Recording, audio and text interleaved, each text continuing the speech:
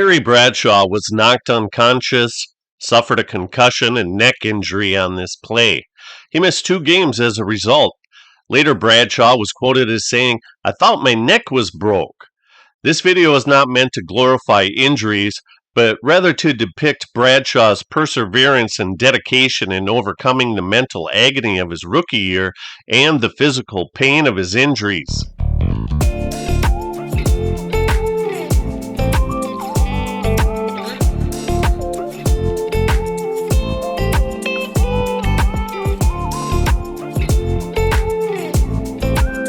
The 1969 Steelers and Bears had identical 1-13 records, and a coin flip was held to determine who got the first pick in the 1970 draft. Pitt won and selected Bradshaw from Louisiana Tech. Big and strong with a cannon arm, he was probably the most sought-after college quarterback ever at that time. This video will be primarily focused on the trials and tribulations of his first 7 NFL seasons with a nod to his outstanding accomplishments. Let's start with his accolades. Hall of Famer, 4-time Super Bowl champion, 2-time Super Bowl MVP, 1978 NFL MVP, and Hall of Fame All-1970s team. In Pittsburgh's brand new Three Rivers Stadium, Terry Bradshaw quarterbacked the Steelers in the first regular season game. His fine preseason did not transfer well into the regular season. He was pinned for a safety, sacked 2 times, threw an interception, and only completed 4 of 16 passes before being benched in favor of Terry Hanratty.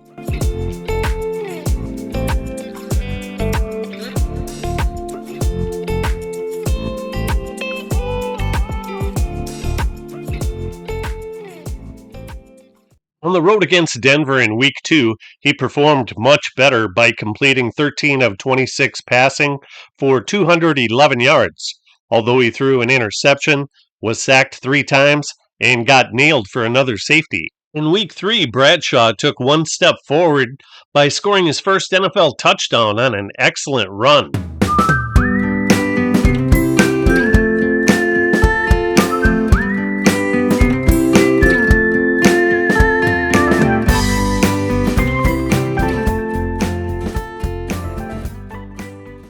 But he took 2 steps back by throwing 3 interceptions and being sacked 7 times. The Steelers lost their first 3 games, and head coach Chuck Noll was more than concerned about Bradshaw's performance. Amazingly, Bradshaw gave up a safety in each of his first 3 games. Bradshaw punted 3 times in 1970 and 5 times in 1980 for a 28.1 average. Not good. In Week 4, he ran well, but passed poorly. 3 of 12 for only 24 yards. He was benched during the game again in favor of Terry Hanratty.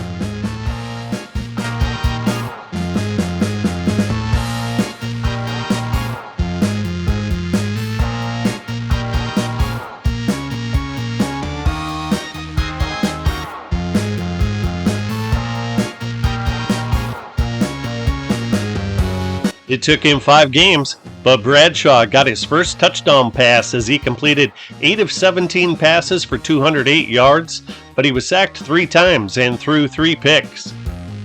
Things got worse for Bradshaw in Week 6 when he was sacked 5 times, intercepted 4 times, and completed 12 of 27 passes for 138 yards and 1 touchdown. In the fourth quarter, he was benched for Hanratty. He was pulled 5 times from games in his rookie season.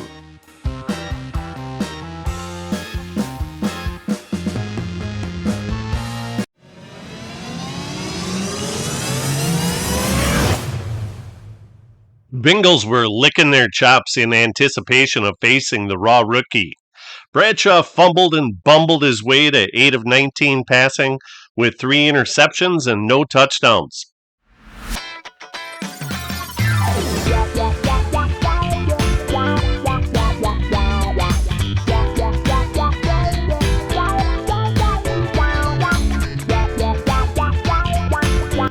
He had his worst game in Week 13, 3 of 12 for 30 yards, 2 interceptions, and 2 sacks. He didn't play in Week 14 for the second time in 1970. He had a disastrous rookie year by leading the NFL with 24 interceptions, even though he only started 8 games. His other stats were woeful too. Out of 31 passers who qualified for the passer rating statistic, he was number 31. Hanratty was number 28. Who did Bradshaw and the Steelers have to face in the 1971 opening game? The Bears, with Big Bad Dick Butkus, who was a complete tear all afternoon.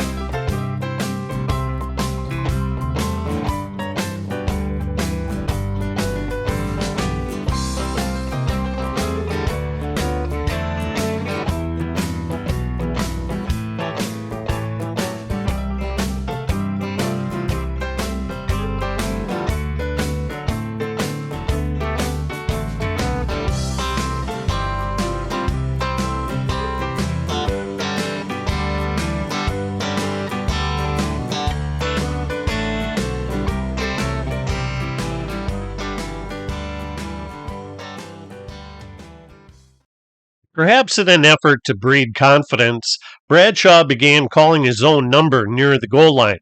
He scored twice on very short runs in this Week 7 game, and he hopped over the top the following week. The pundits stated that he couldn't read defenses well, and they questioned his IQ level. Some even insinuated that he wasn't very smart. If the primary receiver was covered, he'd just take off running, they said.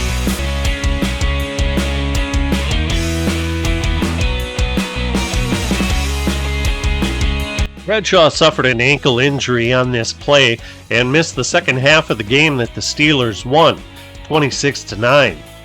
Terry Hanratty went 3 of 10 passing for 93 yards and 1 touchdown.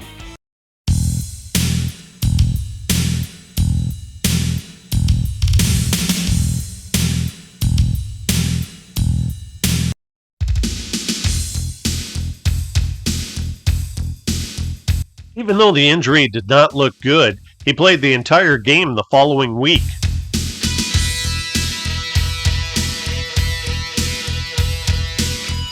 At one point in this Week 12 game, Bradshaw had 3 consecutive passes intercepted, and all of them set up Oilers scores as the Steelers lost 29-3.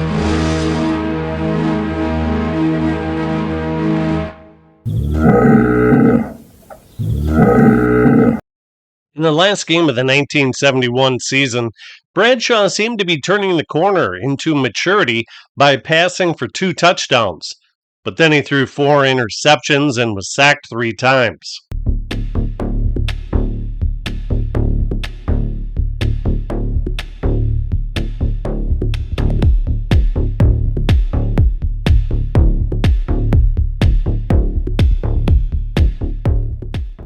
Overall, 1971 was an improvement from his rookie year, but then again, anything was better than that. The 1972 season opener against the Raiders, unbeknownst to anyone, was the start of a bitter rivalry. The Steelers won 34-28. Bradshaw was effective as a runner. He ran 7 times for 49 yards and 2 touchdowns.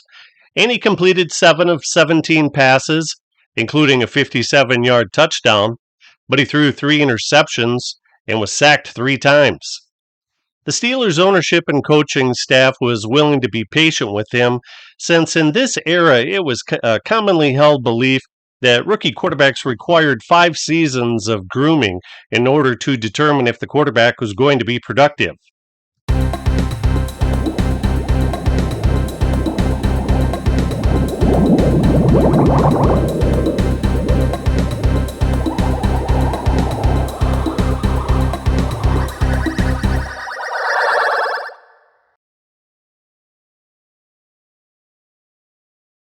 Bradshaw kept testing their patience, though. It seemed that he either gave up on a play too soon or too late. In other words, his internal clock wasn't set correctly. In this week 2 loss, 15-10, the only touchdown that Pitt could muster was via Bradshaw's legs.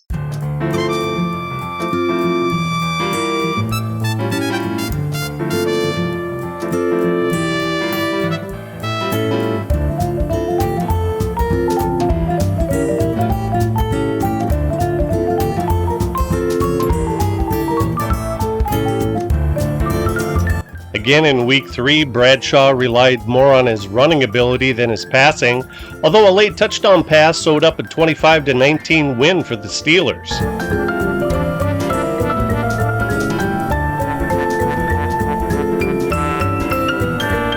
Bradshaw couldn't do anything against America's team in week 4.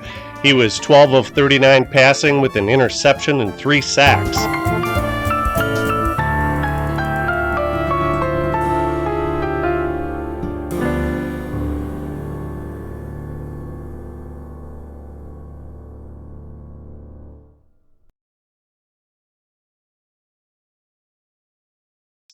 The Steelers had 2 wins, 2 losses, and a quarterback who loved to show off his new set of choppers. His sunny disposition was a positive trait that was helping him through this mostly bumpy ride so far.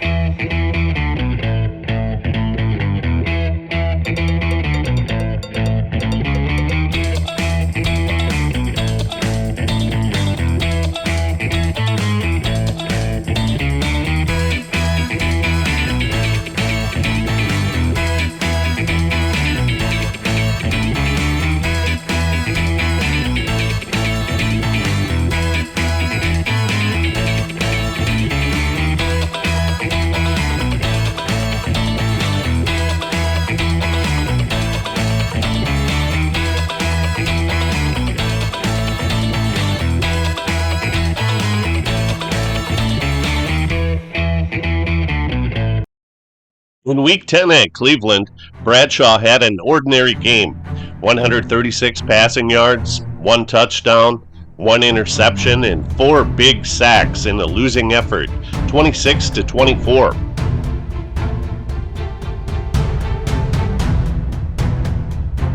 In the Astrodome the following week, Bradshaw was in excruciating pain as he dislocated 2 fingers. He wasn't having a good game leading up to the injury. He was only 3 of 10 for 34 yards. Joe Gilliam relieved him and went 6 of 9 for 43 yards.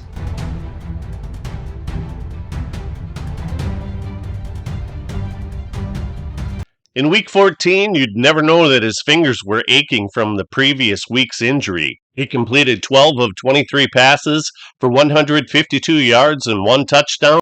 While the Steelers as a team were improving by leaps and bounds in 1972, Bradshaw was inching along. He was ranked 20th out of 27 quarterbacks in passer rating. 1973 looked promising for Bradshaw and the Steelers, yet he repeated some of the mistakes that plagued him during his first 3 years in the league.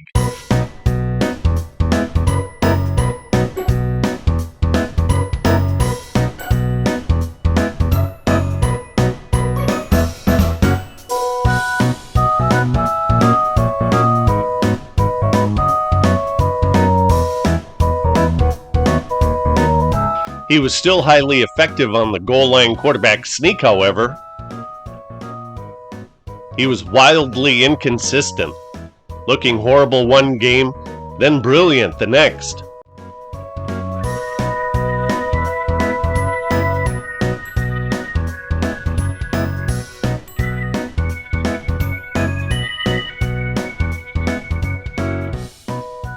Fans showed up to see which version would show up in Week 4.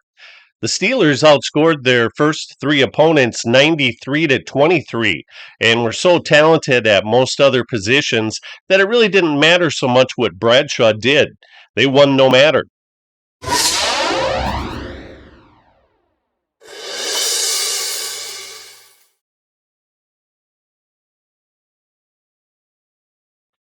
Cincinnati's Riverfront Stadium was the site of the Steelers' fifth game, and Bradshaw took a pounding in the 19-7 loss. He was sacked 4 times and only generated 6 first downs and 138 yards of total offense.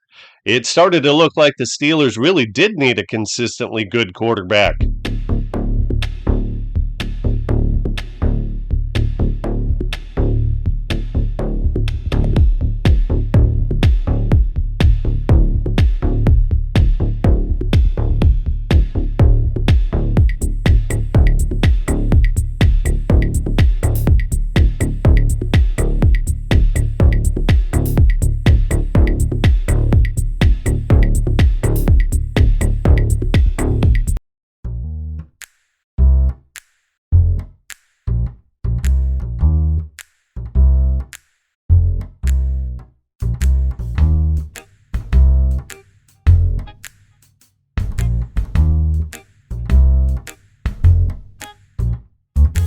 During a quarterback sneak, Bradshaw was severely injured.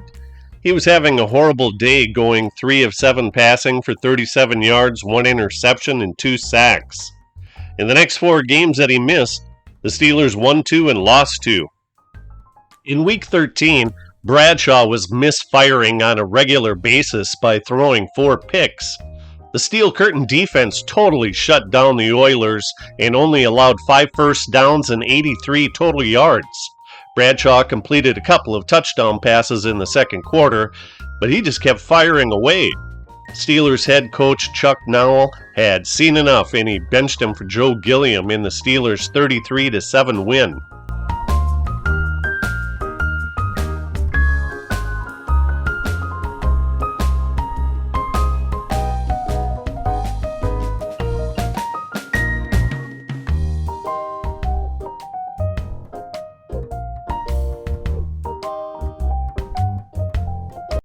Bradshaw was okay in the last game of the regular season as he completed 8 of 16 passes for 135 yards and this touchdown. He had the wind knocked out of him during one of the 4 times he was sacked and gave way to Joe Gilliam thereafter. The Steelers blew out the 49ers 37-14, and again, the team's success wasn't primarily of Bradshaw's doing. In assessing his 1973 season, it seems like he took a step backwards. While missing 4 games due to a broken collarbone certainly contributed to his subpar performance, he still finished 22nd out of 28 in quarterback rating. Steelers ownership were extremely patient with Bradshaw, and they would continue to be patient with him. They didn't want to cut him loose for fear of having him succeed elsewhere, as had happened to them with John Unitas and Len Dawson before, and they ended up both in the Hall of Fame. Number 17 is Jefferson Street Joe Gilliam, as he was nicknamed. He wrestled the starting quarterback gig from Bradshaw after a great preseason showing.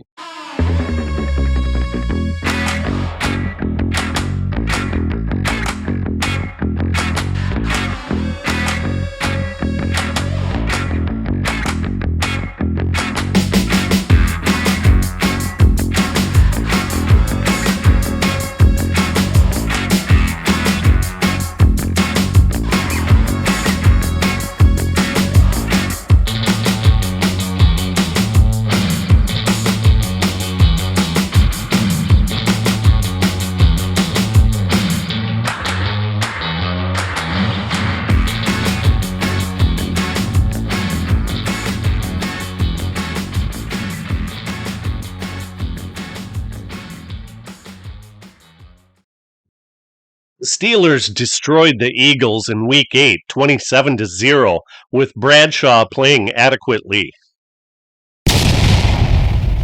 But in Week 9, things came to a head after the Bengals beat the Steelers 17-10, which allowed the Bengals to become the division leader.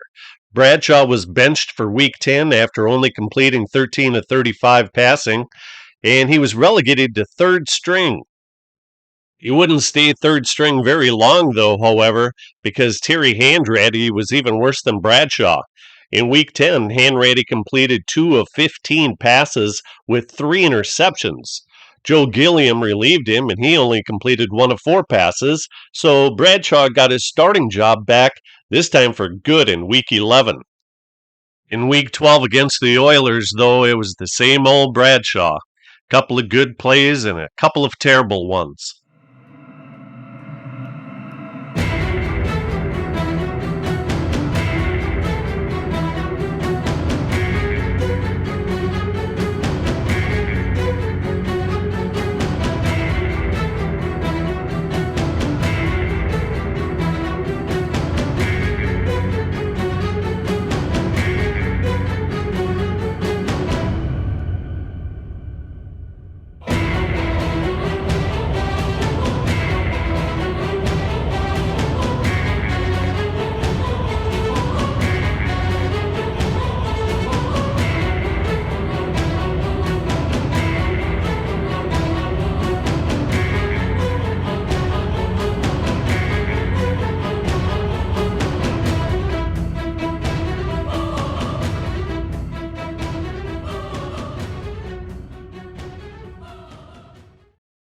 The Steelers won the Super Bowl with the most inept passers on a Super Bowl winning team during the regular season. Call it a Super Bowl hangover if you want, but by Week 2 of the 1975 season, Bradshaw was benched during a game again. He completed 3 of 8 passes for 69 yards, 1 interception, and he was sacked 4 times. Joe Gilliam took the reins for the remainder of the game.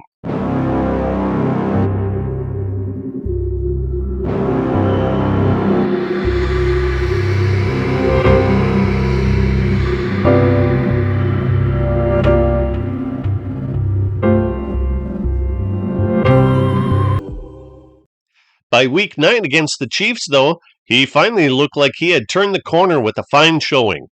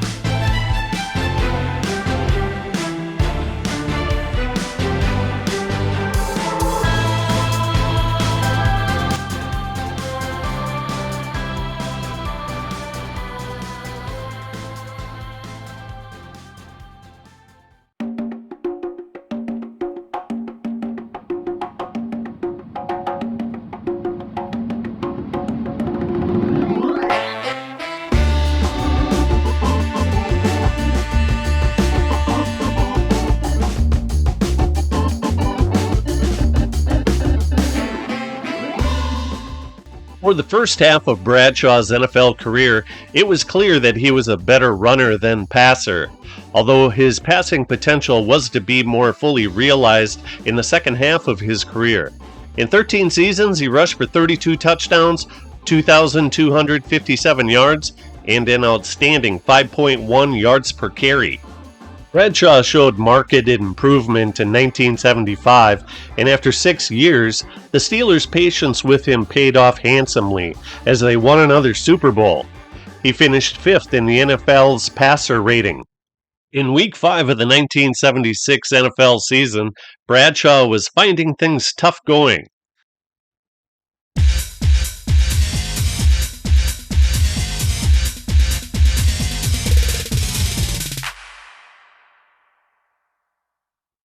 But they got really bad when number 64, Joe Turkey Jones, spiked him. In Week 8, he came off the bench to play for an injured Mike Kruzak at quarterback just one day after getting medical clearance to play. In Week 10, he sustained a sprained wrist and sat out the remaining 3.5 quarters. 1976 was a disappointing year for Bradshaw. He missed 4 full games with neck and wrist injuries. Here's a breakdown of his first 8 years from 1970 through 1977 and his last 5 full seasons 1978 through 1982. The touchdowns and interceptions are basically flip-flopped. He had finally turned the corner to greatness after suffering so much mental anguish and physical pain early in his career. Please click the like button and share this video if you choose. As always, thank you for watching.